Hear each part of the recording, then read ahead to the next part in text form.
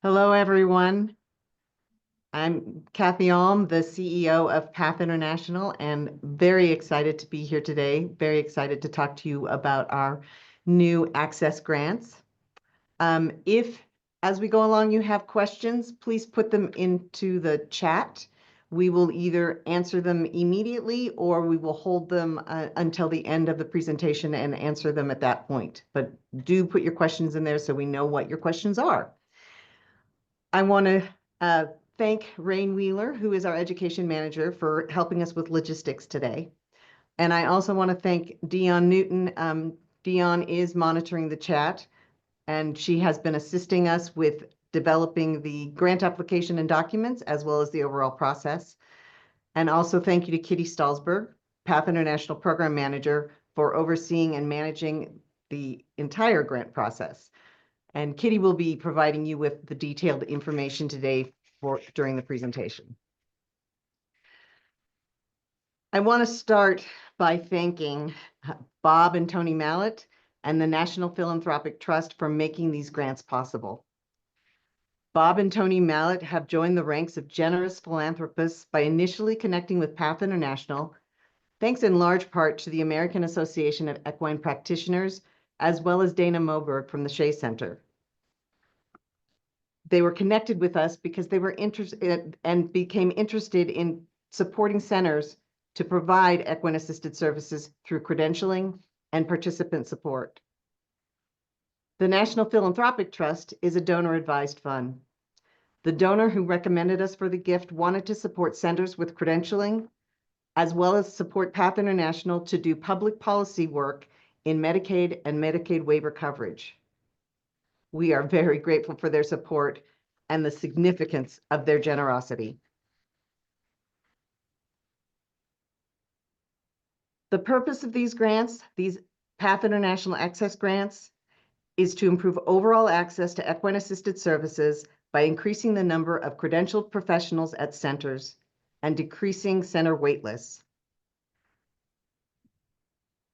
The concept for these grants came about because we heard centers saying over and over, reporting that their number one need was finding a credentialed professional to provide services, as well as trying to decrease their wait lists.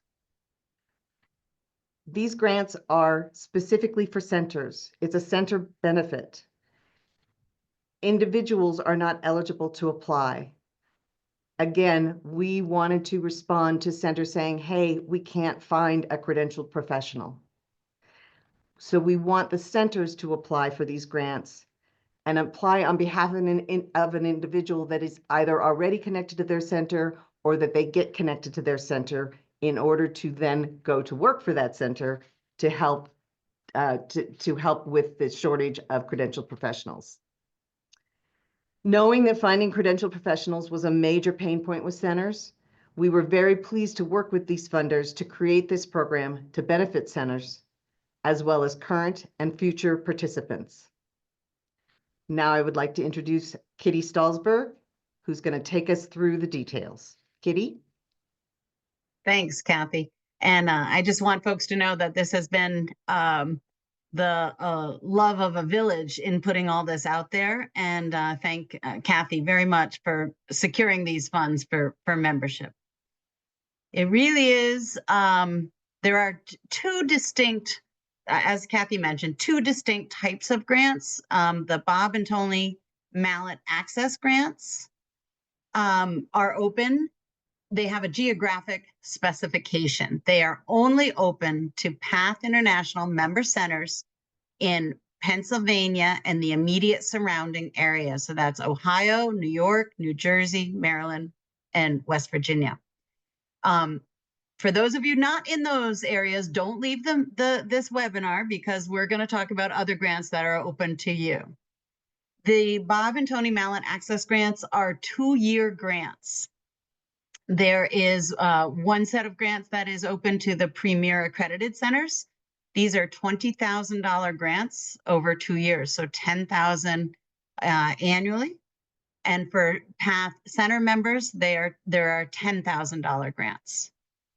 The eligible expenses in these include credentialing, training that leads to credentialing, and no more than 50% of the total amount of the grant award can be used for financial aid for participants to cover the direct service costs, up to a maximum of 150 per lesson per session. And I know there's probably going to be lots of questions, so here we go on these. Reminder, please put your questions into the chat. We'll have some breaks that Dion will then be able to read your questions.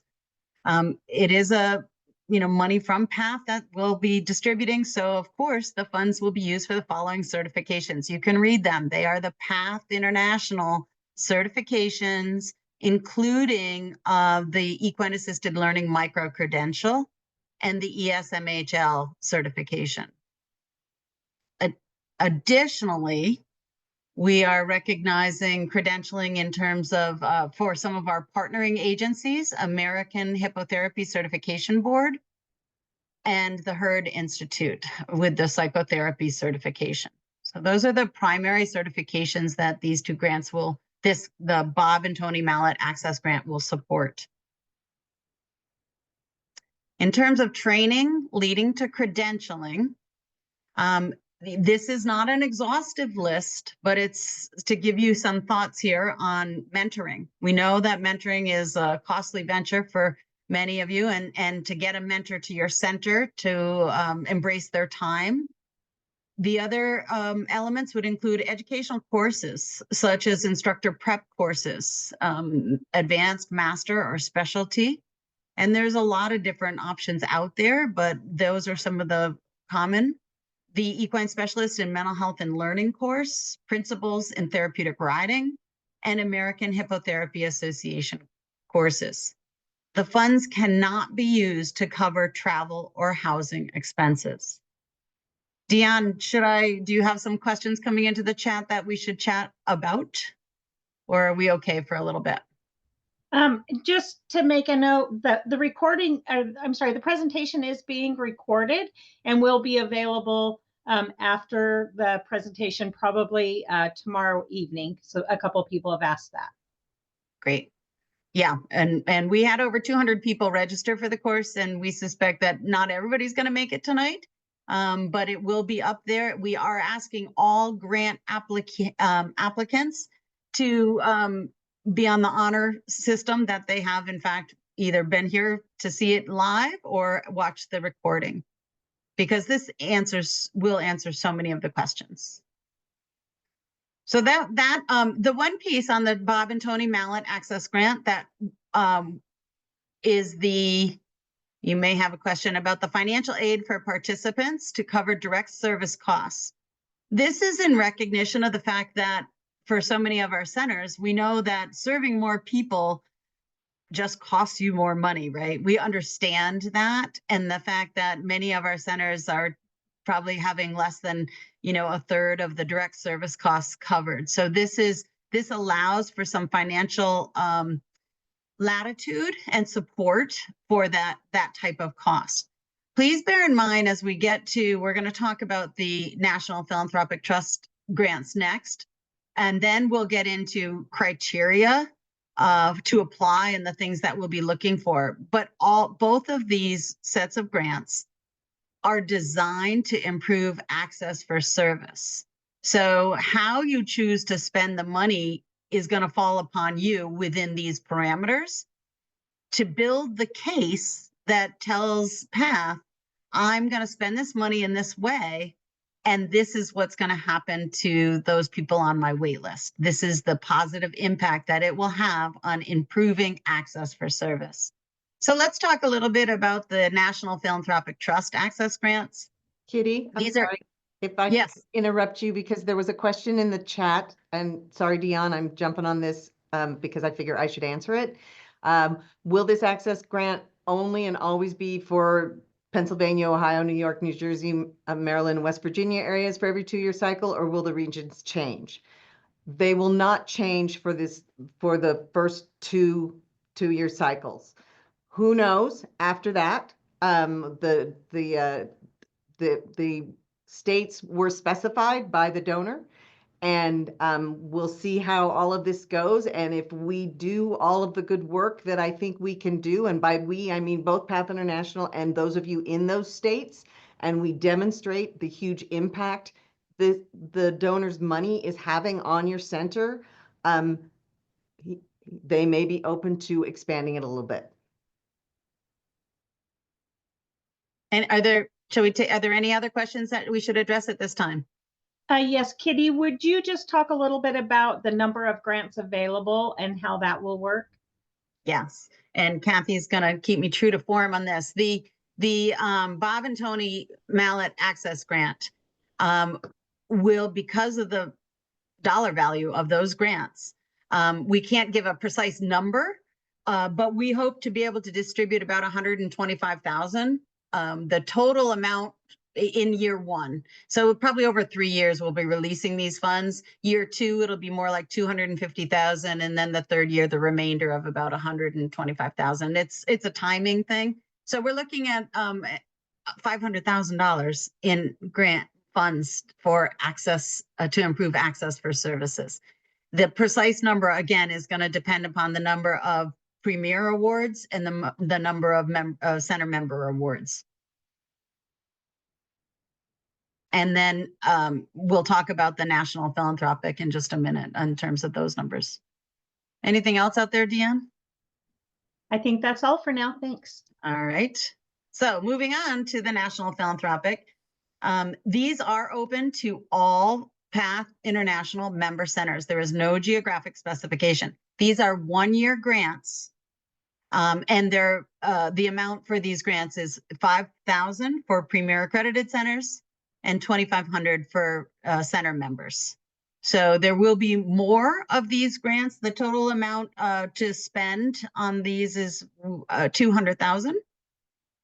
And so obviously there's going to be more of these, but remember, both of these applications or sets of applications are a competitive grant process, which is why we really wanted to have a webinar, so we'd have an opportunity to really explain things to you all as applicants.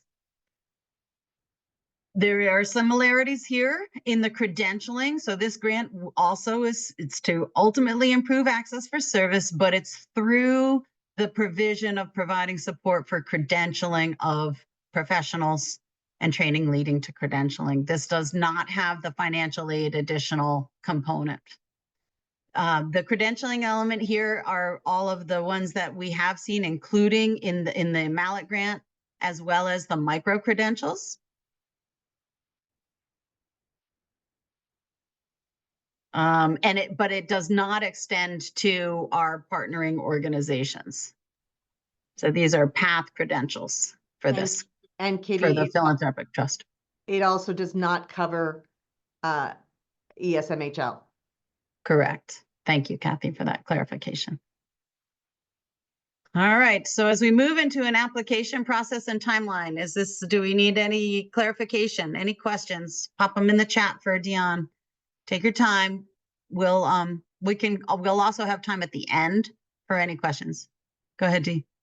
Yes, somebody's asking if they can apply for both grants. So can they apply for the Mallet and the other as well?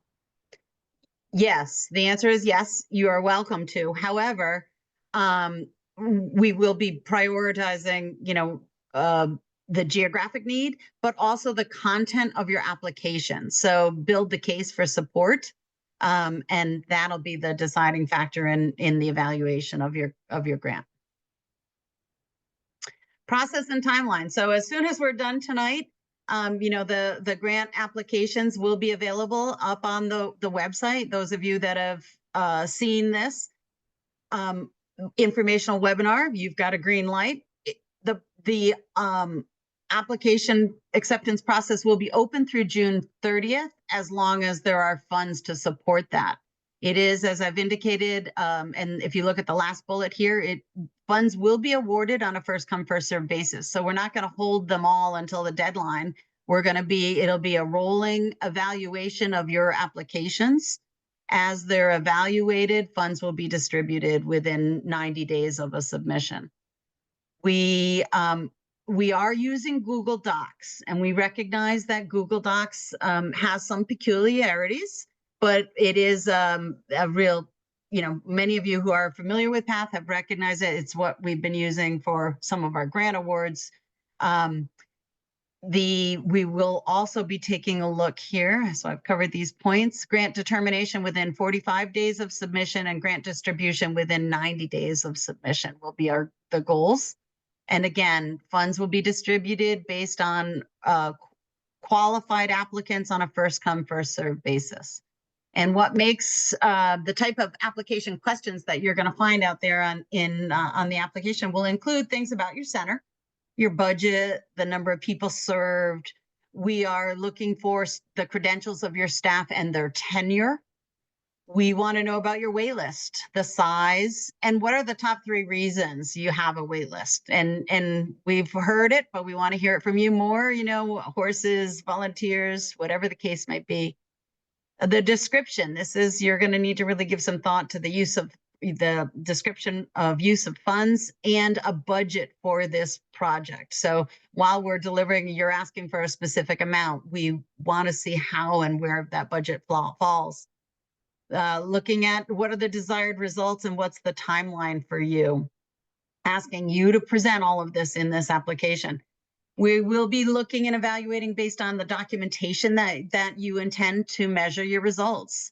We have accountability to our grantor, as Kathy indicated, and we need to show that this grant has an impact. So we're looking, you could decide what is the measure that you're going to choose to report and record results, whether it's key performance indicators, what type of benchmarks. There is another question about the impact. What is the impact of this grant on your wait list, on your participants, on your staff? And we will be asking for current audited financials, 990s, or comparable documentation. So some of you may have questions around, I see there's quite a few things up in the chat, Dion. So I'm going to let you jump in here with those. Okay. Yeah, we have had several questions. One question was, will there be feedback provided if grants are not awarded? We will try our very best, depending upon our numbers and staffing availabilities, to try to get some feedback. We want this to be both an educational process. So yes, we will give every effort to be able to do that. Somebody asked if the questions can be provided in advance. We are anticipating being able to put them onto the website. They might not be there for a day or two, but they will be up there on the websites. The Google Docs form does allow you to go in. It's a multi-page formula. As long as you start it and do a placeholder, you can go back to it. So, but I think most of you may prefer to, create your answers and then do some cut and paste type stuff on that. Go ahead, Dee. There are a couple people that have asked if you could explain again what expenses are covered for the second grant. Okay, we will get to that. I'll get back to that. Or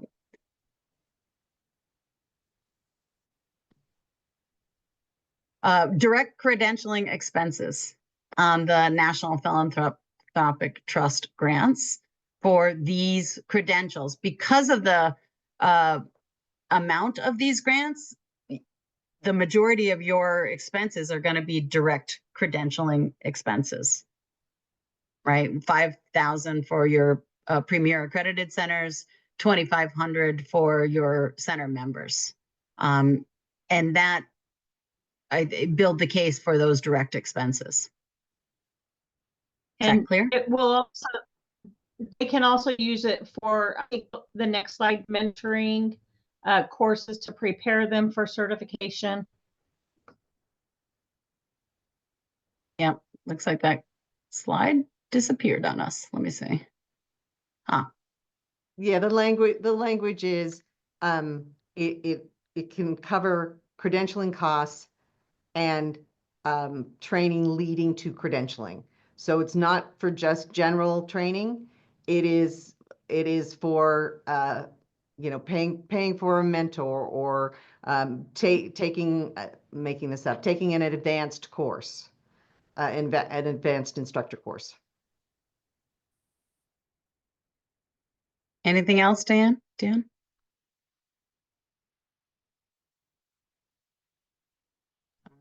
I guess I'm gonna say, Christy Burke just put in the chat, so just the PATH International fees? No. It is the PATH International fees directly around the credentialing, but there is training leading to credentialing that isn't PATH International training. Like the advanced at the moment. Training leading to credentials does not cover attendance at regional or national conference. It has to be a specific training to become an instructor. And I would just reiterate that the intent of the grant is to improve access. So that wouldn't be necessarily to for your CEU professional development if you're already credentialed, right? And that's where the evaluation element of the grant application, we will be looking at how is this money going to be spent and what is the impact it will have on the wait list or the access for service.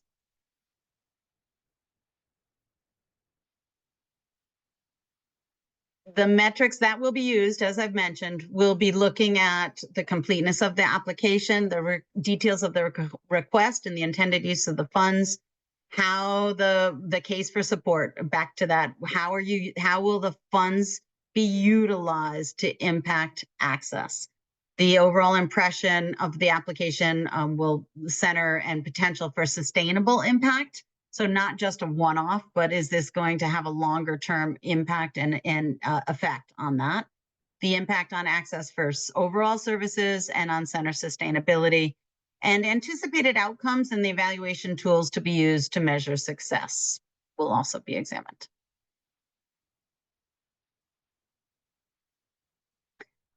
Just to reiterate on those requirements, you must be a PATH International Center member or Premier Accredited Center in good standing.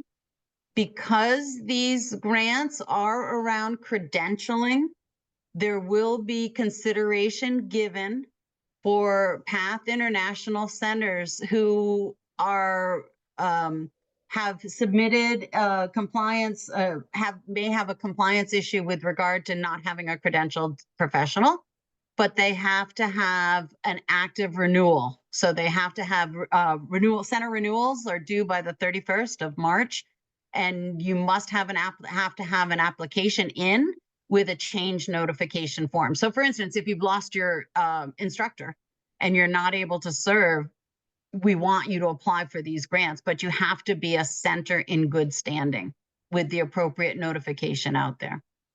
Attendance or viewing of this informational webinar, demonstrated need for funds, i.e. have to have a wait list or have to show that you have, that these funds will impact your ability to take folks to serve additional individuals. And demonstrate a plan for usage of funds that's going to impact that access for service. Demonstrated evaluation mechanisms such as key performance indicators and other outcome measures. You will be your financials must be submitted. For the 2-year grants, there are requirements for an interim or a 1-year report. Failure to submit that report would jeopardize the second year's funding. It's not automatic. For both sets of grants, there will be final reports required. Questions? Yeah, Katie, Yeah. there's quite a bit of chatter about in-house training. So if a center has an employee that they're using to mentor somebody, can the cost of that employee be covered?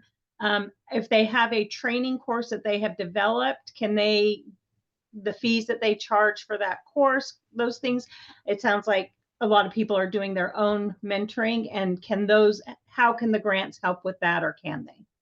Yes, they can be used to support that, as long as, again, the center needs to look at that fact that the grant funds would be used to not only support that, but also enhance that so they can serve in additional, provide additional services.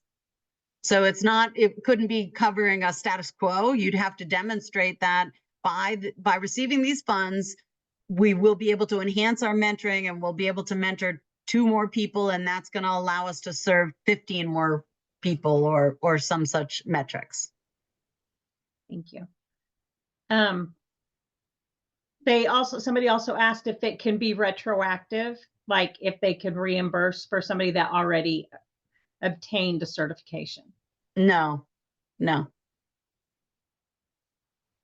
It needs to be a new program designed to use these funds in a way that has an impact. Because retroactive wouldn't show, going backwards in funding wouldn't show that you are going to improve access for service. Right. Somebody wants to know if the total awards are 10,000 or if it's 10,000 per year. And I think for the PAC, the Premier Accredited Center, it's a $20,000 award, which is 10,000 per year. For the center members, it's 10,000 total, or 5,000 per year. Thank you. Multiple people have asked why the ESMHL is not included in the philanthropic trust grants. That one, there were the specifications on that were specifically around instructor credentialing, whereas ESMHL is not necessarily the mounted element. And Kathy, I don't know if you want to expand on that at all. I'm happy to. It is because the National Philanthropic Trust grant was very specific about it being for instructor credentialing, and an equine specialist in mental health and learning needs to work with a psychotherapist, or is not the quote instructor of that of those sessions, which is why everything you see listed there are instructor credentials.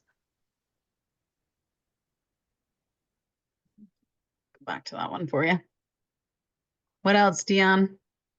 Is funding awarded in one payment, or will they need to submit for reimbursement?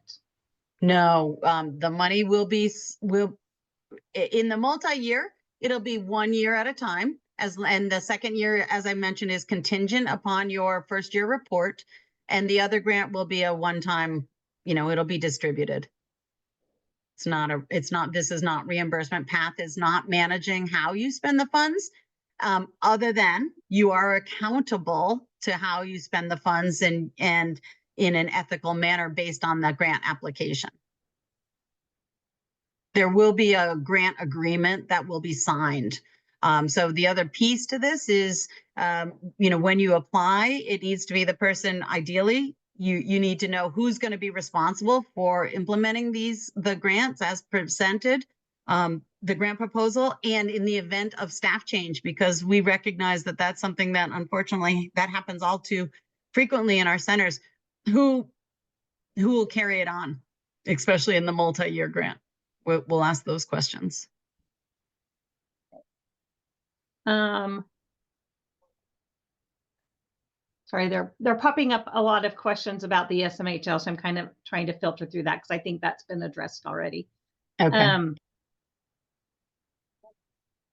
This tonight's overview, and thank you all. We want to really, we're very grateful that you're here tonight and that we're able to answer some of these questions. But please know that there is on the PATH webpage, under the Premier Accredited Grants and Scholarships, you will find information there. And also we have the grants at pathinternational.org email. So you can feel free to reach out and send the questions there after this. After you look at the application, if you have grant questions on that, Dion and we're happy to jump in and try to help and support you through this process if needed. A couple more questions. Several have asked if it's appropriate to use the funds to get staff members certified. And I think we've already addressed that to some extent, that is an appropriate use of the funds. And then the other was, where did it go? Oh, if it takes longer than a year for somebody to get certified, is that a problem? How is that handled? We will just ask for in your reporting. So we recognize that it could indeed take longer than a year, particularly on the multi-year. But if you demonstrate in the 1-year reports what progress has been made to that, we definitely acknowledge that. You know, when we look at your typical CTRI process, that can be up to 18 months, depending upon where the person comes in it. So we do recognize that it could be longer than 1 year. The National Philanthropic Trust grants, that money will be yours to do with, but within the 1-year report, that you'll just report out on that. Can you just touch base a little bit on the Mallet grants and how that can be divided between the credentialing and participant financial aid?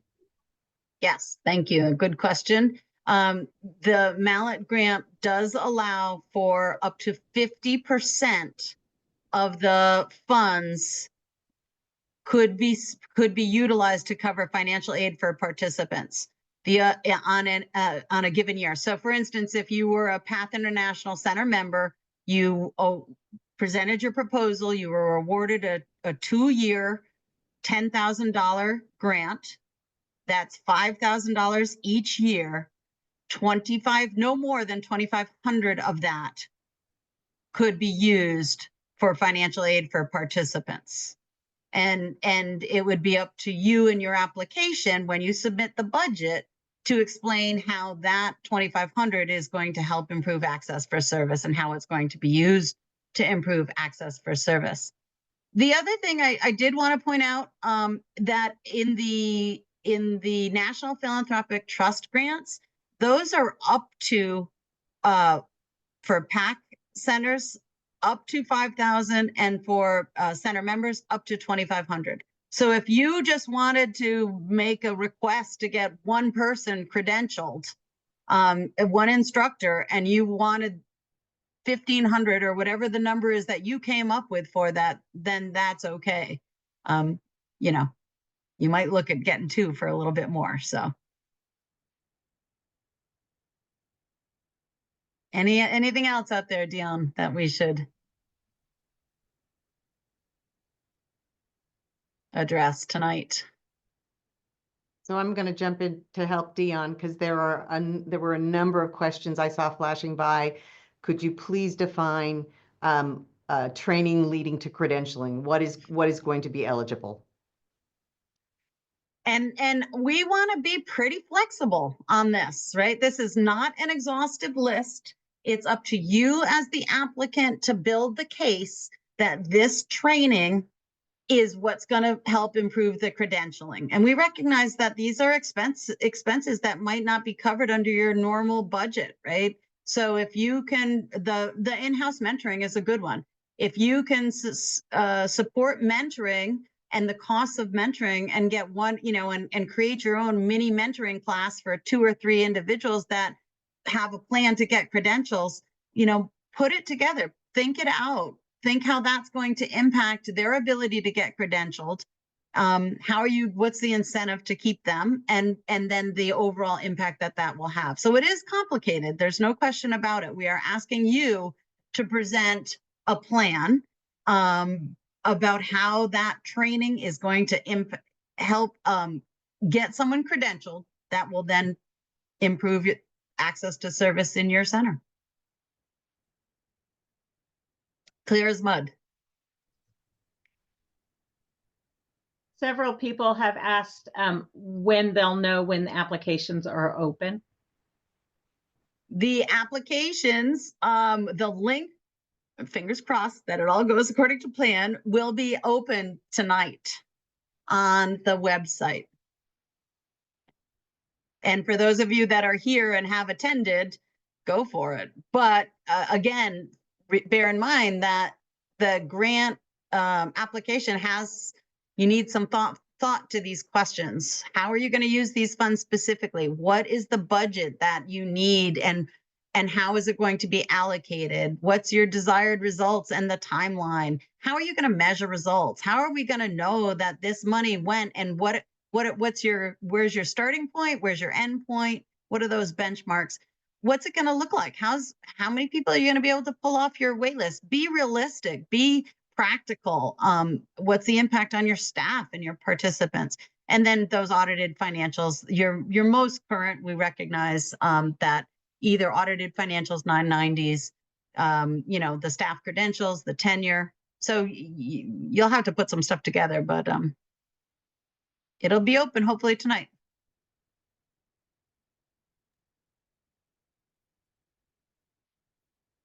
There's been a couple of questions about someone saying, is this limited to, I can only use the money for 2 staff, or how many staff can I use the money for? It's up to you. Mhm. It's up to you as the center to tell us, how you're going to use the money. You need to build the case. So there is no restriction on that.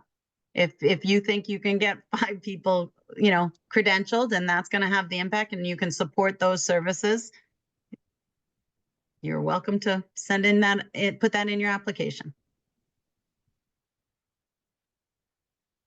We realize that it's not just, it's not just taking people off the wait list. It's a very complicated formula as centers that you have to put into play, including credentialed professionals, including your horses, including your volunteers, including your arena space, including your scheduling.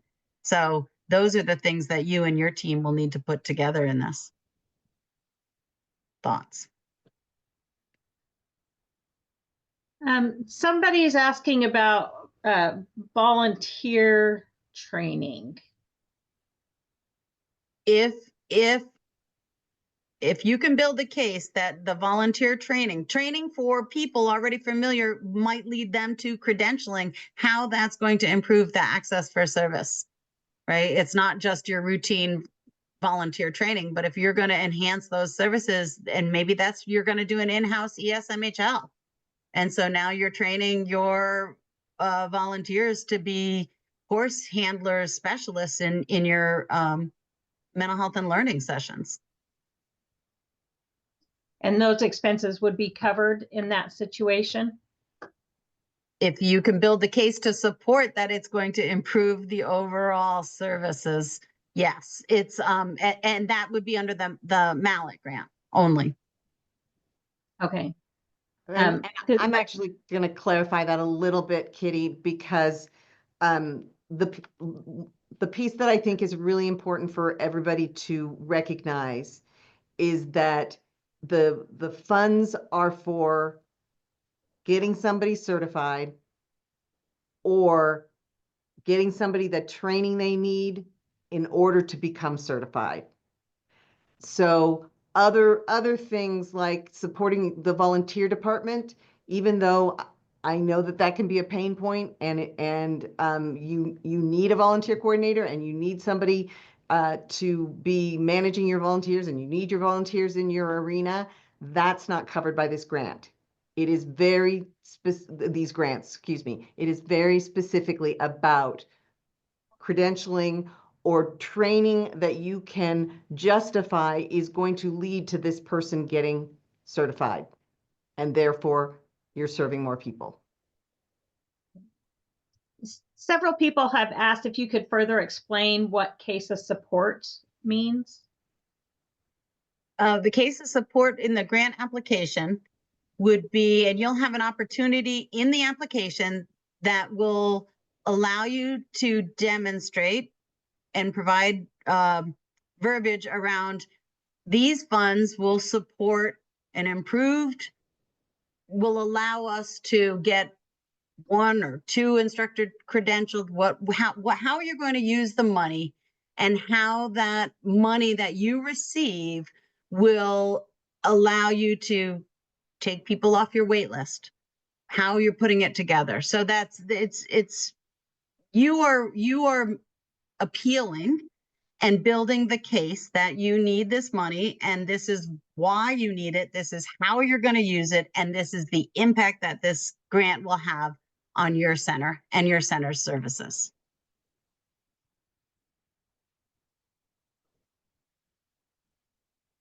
Someone also asked way back up in the chat, can they upgrade to Premier accredited status in order to apply for the larger grant?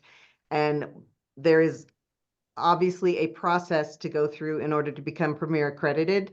So what I would suggest is that you look into that and don't apply for the grant this year, and instead look into becoming Premier accredited, see if you can accomplish that before we release these the second round of grants, which will be next year. Yes, we want you to apply to be a Premier accredited center, but it takes work.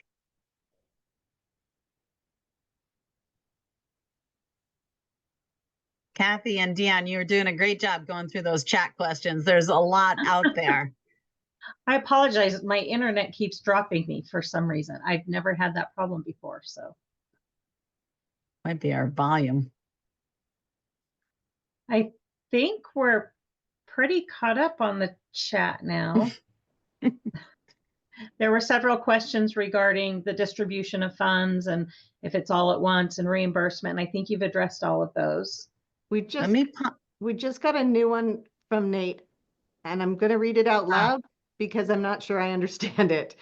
If funds remain in the first year, will there be opportunities for supplemental funding above 5K to fully utilize the grant amount?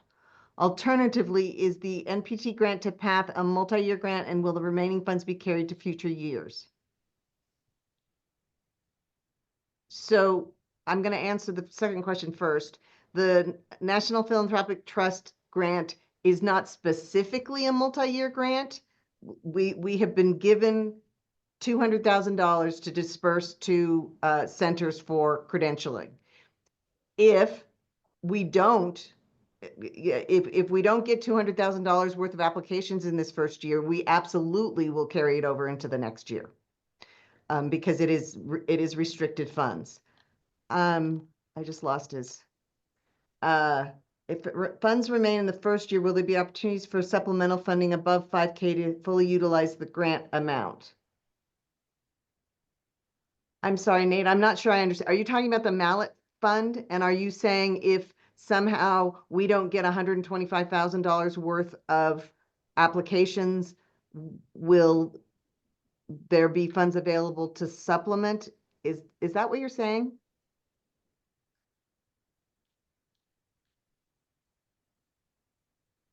You have to put it in the chat, Nate. I know, he has to put it in the chat. Sorry. If that's what you're saying, this is a restricted fund.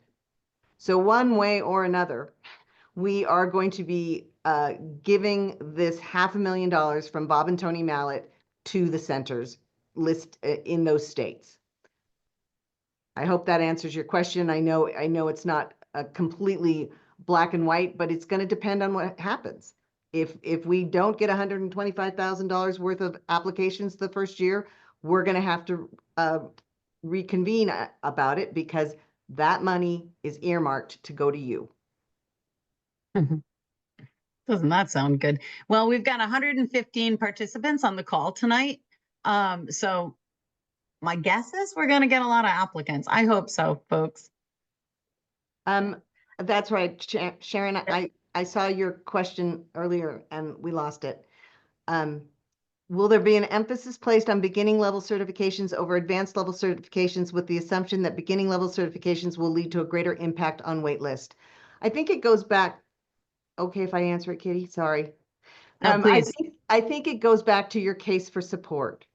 And what I mean by that is, if you can make the case by supporting someone to become an advanced instructor, that is going to impact your program and your community, and you're going to serve more people, serve them in a different way. Absolutely go for the advanced. We're not going to just automatically say, oh, CTRI is going to get approval over an advanced request. It totally depends on how you frame it and how this is going to help waitlists and your community. yes, you can use this to become advanced as well. But I believe one of the questions was, can you use it to support current CTRI renewal certification renewal requirements? And I don't believe that's the case, but. So if somebody's already certified, can you use it to pay for their renewals and No, their not unless, training? again, you can make the case for the support that somehow that's going to impact your wait list.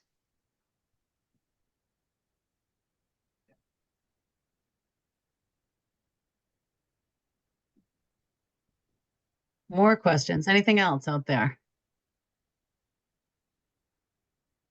In that chat. You doing all right?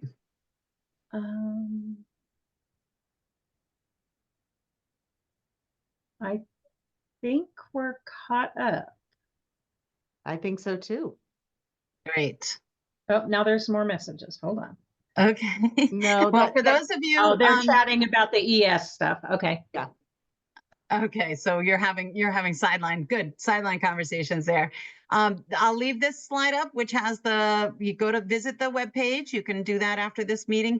You feel free to use and send us a question via the grants@pathinternational.org. And if you are a center dealing with credentialing, non-compliance issues, or center renewal, or you have a question about that, you can send your inquiries directly to center membership at pathinternational.org as well. Sorry I didn't put that up, but that would be for centers that are wondering, we don't have a credentialed professional. How do we, the renewal thing, it's center membership at pathinternational.org. Oh, a new question popped up that I EAL was earlier. facilitator. Will the EAL facilitator course qualify? And the answer is yes. If you can make the case for how that is going to impact services and make the case that this is going to lead to someone getting a micro credential.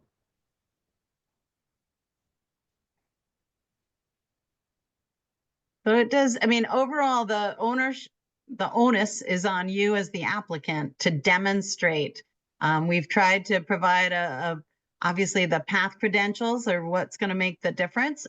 But you need to then show in your application what type of difference that will do and build it. We are very carefully in the application.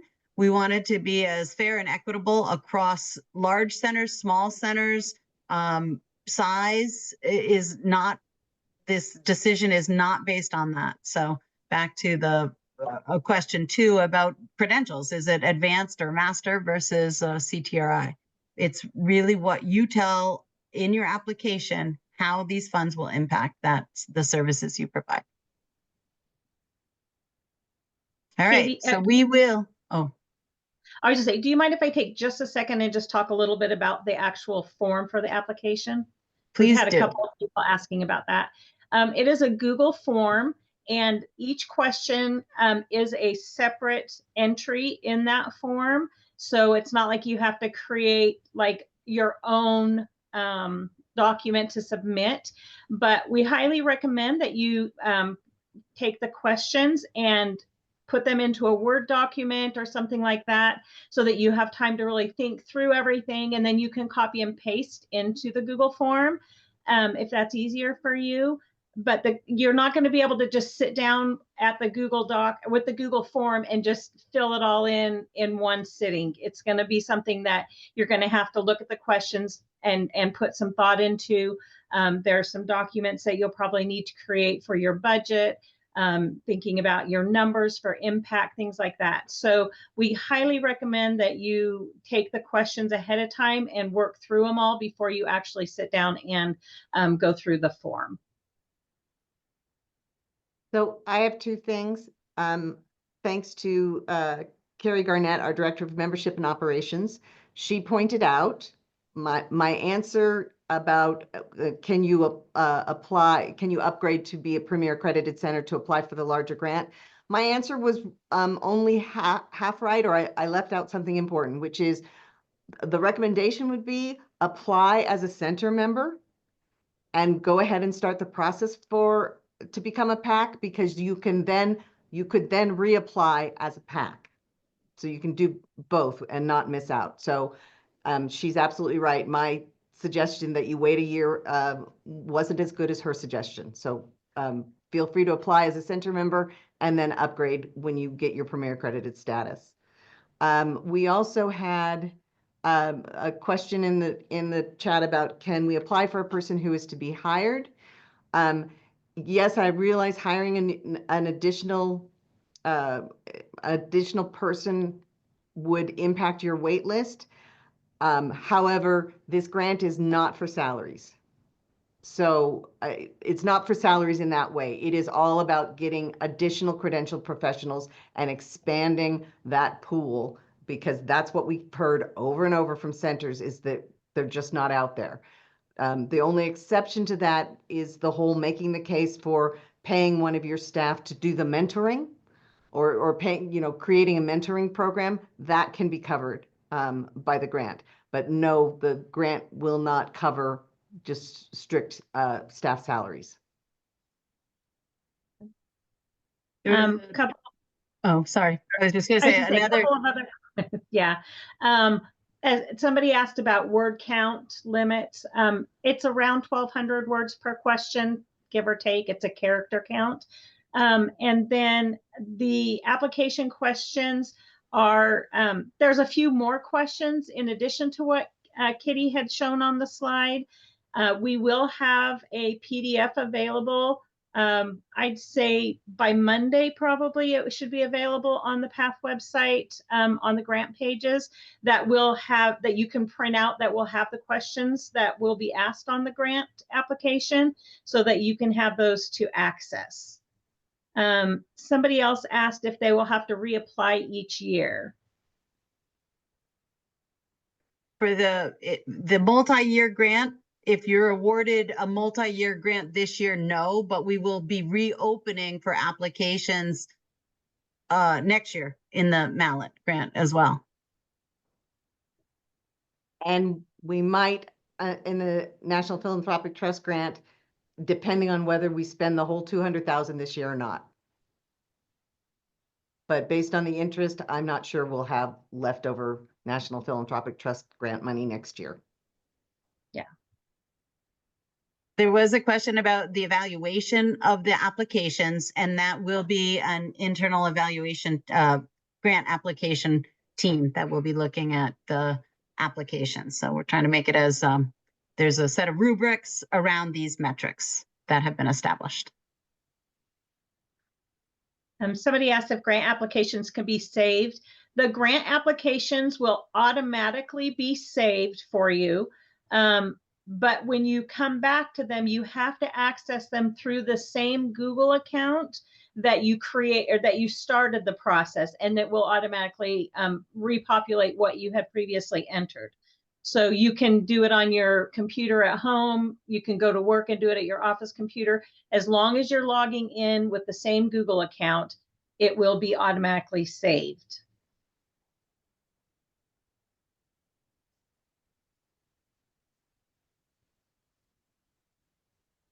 Have we expended all our questions? All right. So, well, yeah. We want to thank you all for your time tonight. We want to wish you best of luck in the application process, and don't hesitate to reach out, grants@pathinternational.org. Depending upon the volume, it might take us a little time to get your answers, but we're here and we're happy to respond. So we're delighted to see so many of you, and please apply sooner rather than later. As soon as you're ready, we'll be glad to review your application. So thank you. Good luck. Kathy, last words of wisdom. Yippee! I know that those aren't words of wisdom, but I just am so excited about these grants and this opportunity, and so excited to share this with everyone. And yippee! And that's about all I have to say. The recording will be available if you want to hear it again anytime. Give us a little bit of time. All right. Have a great night, everybody. Be safe. Good night, everyone. Thank you. Good night. Thank you.